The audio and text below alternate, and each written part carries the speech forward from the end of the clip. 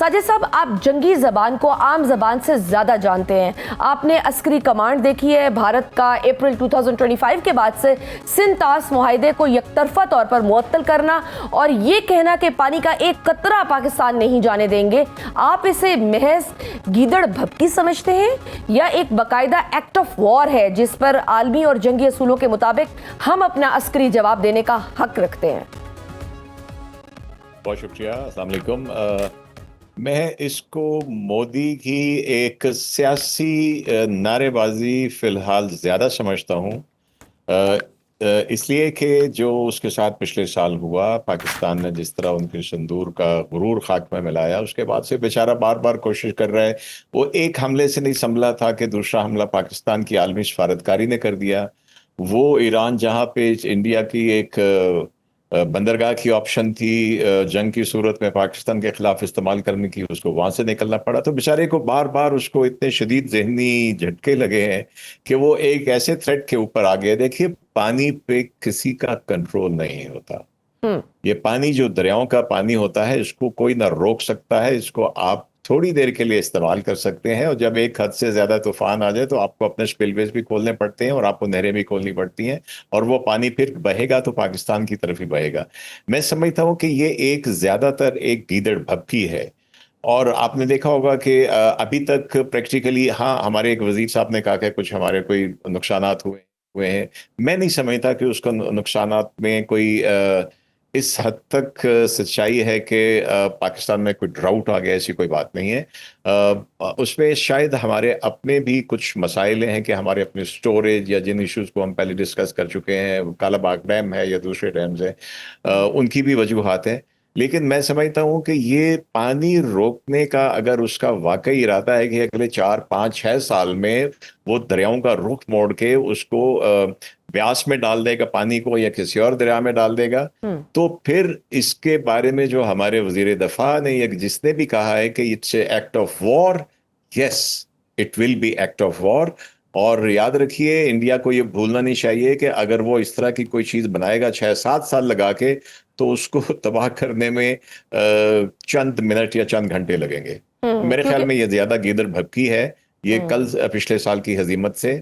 और उम्मीद है कि उसको आहिस्ता आहिस्ता समझ आएगी, क्योंकि अभी आपने भी कुछ खबरें सुनी होंगी कि वो जो हमने उनके फिजाई रास्ते अपने एयर स्पेस बंद की है, उसके बारे में नेगोशिएट करना चाहते हैं।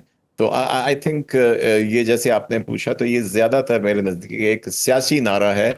इसको अमली जामा पहनाने में बहुत बरस लगेंगे, और तब तक मोदी रहता है, उसकी हुकूमत रहती है नहीं, लेकिन हमारा अज़्म अपने पानी को, क्योंकि हमारी मईशत का जो एक बुनियादी मरकज है वो ज़राअत है। और ये 5 दरिया हमारे अंदर से गुजरते हैं, जिसमें हमारे हिस्से के दरियाओं का जो 80% पानी है, वो 43 मिलियन एकड़ फुट पानी साल का, वो हमें लेना होगा और हम लेंगे।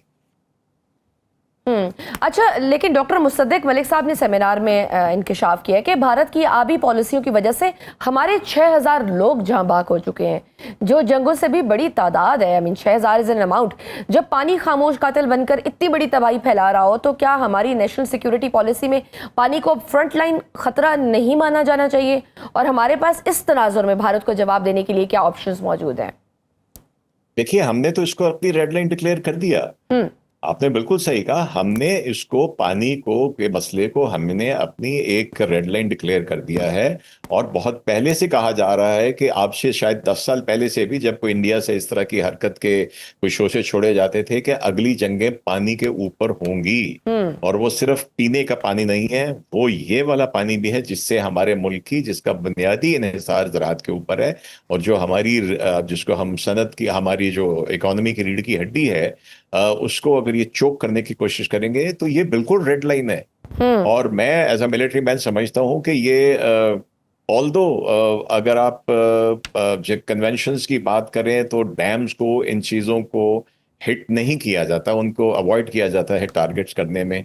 लेकिन खुदा ना खास्ते ऐसी अगर नौबत आई, तो भारत को समझना चाहिए कि इन केस ऑफ वॉर, अगर उन चीज़ों को पाकिस्तान ने अपना हक इस्तेमाल करने के लिए, अपना पानी लेने के लिए इस्तेमाल किया, तो सबसे पहले तबाही भारत के अंदर आएगी उसी पानी की वजह से, और फिर कहीं जाके उसका कुछ सिरा कहीं और निकलेगा। तो बिल्कुल। ये बिल्कुल हमारी रेड लाइन है और भारत को बड़े क्लियर अल्फाज में बता दिया गया है, और मेरा ख्याल में आहिस्ता आहिस्ता उसको समझ भी आ जाएगी।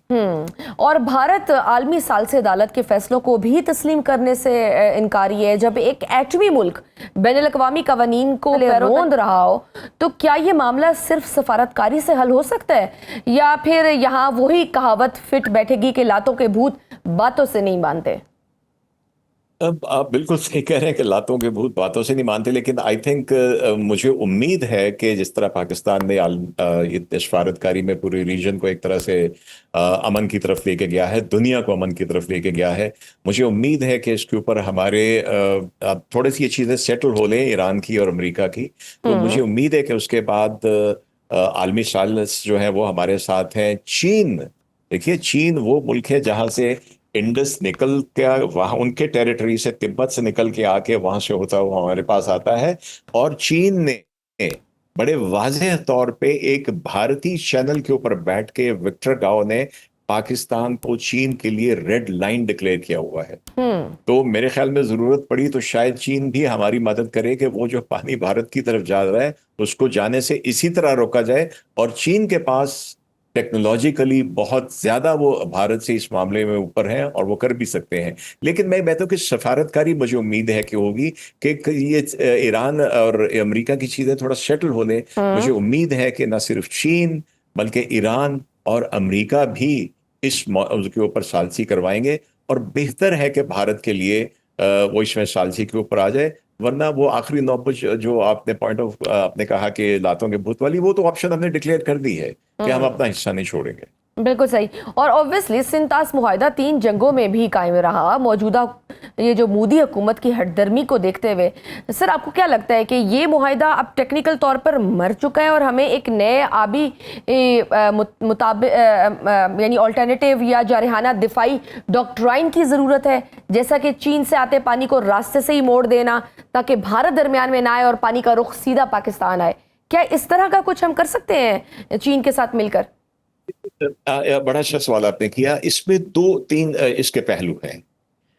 एक पहलू तो ये है कि हम अगर अंदर की बात करें तो बहुत माजरत के साथ दुनिया भर में डैम है, इरिगेशन सिस्टम्स हैं, नहरें हैं, ये उस मुल्क के इंजीनियर बैठ के प्लानिंग करके बनाते हैं, और माजरत के साथ हमारे मुल्क में ये सियासतदान, कौम परस्त सियासतदान, सूबाई सियासतदान वो डिसाइड करते हैं कि ये डैम बनना चाहिए कि नहीं बनना चाहिए, यहाँ नहर बननी चाहिए कि नहीं बननी चाहिए। इससे हमें निकलना होगा एक कौम के तौर पे।